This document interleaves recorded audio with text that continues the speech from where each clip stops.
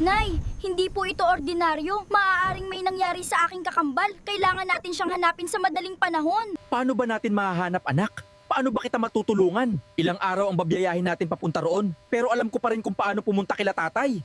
Hindi kaya anak dahil sa gumamit ka ng lakas kaya ka nagliwanag? Anak, gagamitin mo lang ang iyong lakas kapag kinakailangan ha? Lalo sa kabutihan mo ito gagamitin. Kaya hindi ako nagalit sa'yo kanina kasi nga, nasa delikado ako na sitwasyon, pinagtanggol mo ako. Nasa tama ka. Pero wag mong aabusuhin ang iyong kapangyarihan, laging kabutihan ang mananaig, okay? Oo, inay, lalo pag nagkasama na kami ng kambal, mas malakas ang aming kapangyarihan. Babaguhin namin ang mundo. Lahat ng masasama pupuntahan namin. Hahaplusin namin ang kanilang mga puso para sila ay magbago. At kung sila ay manlalaban, hindi kami gaganti. Okay lang ba sa'yo, anak, na itutulak mo ako, isasakay sa bus, sasakay sa jeep, sasakay sa tricycle kung kinakailangan natin? Tay, hindi lang tayo aalis. Buong pamilya, pupuntahan natin ang aking kambal. Teka ka po, kukunin ko lang po ang ipon kong pera na pinaghandaan ko talaga yung ganitong pagkakataon.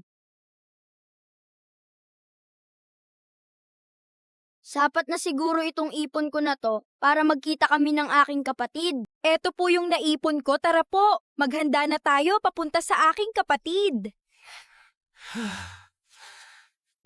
Doktora, kamusta na po siya? Ano yan?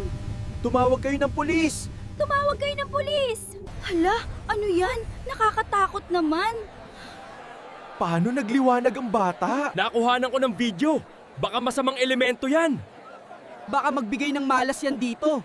Dapat ialis yan dito sa lugar na to. Ito na ang kinakatakot ko. Ang lumabas ang kanyang liwanag sa harap ng madaming tao. Kailangan natin siya alisin dito sa lalong madaling panahon. Iha, tara. Tulungan mo ako, itulak natin to sa labas. Opo, tito. Bilisan mo habang wala pang dumarating na pulis. Opo, tara po, tara po. Hello, officer. Hello, sir. Pwede ho ba kayong pumunta rito? May kakaibang nangyari dito sa ospital. Isang bata ang nagkaroon ng liwanag sa kanyang dibdib. Nabahala ang mga tao rito. Nagsialisan at natakot. Ganun ba? Kayo lang ang hinihintay namin. Napakarami ng tumatawag dito tungkol sa liwanag ng bata na yan. Sa inyo kami maniniwala. Pupunta na kami dyan. Bilisan natin! Bilisan natin! Oo, papunta na tayo! Mainit-init na balita. Maraming mga tao ang nag-send ng kanilang kuha ng video na sinasabing nagliwanag ang bata.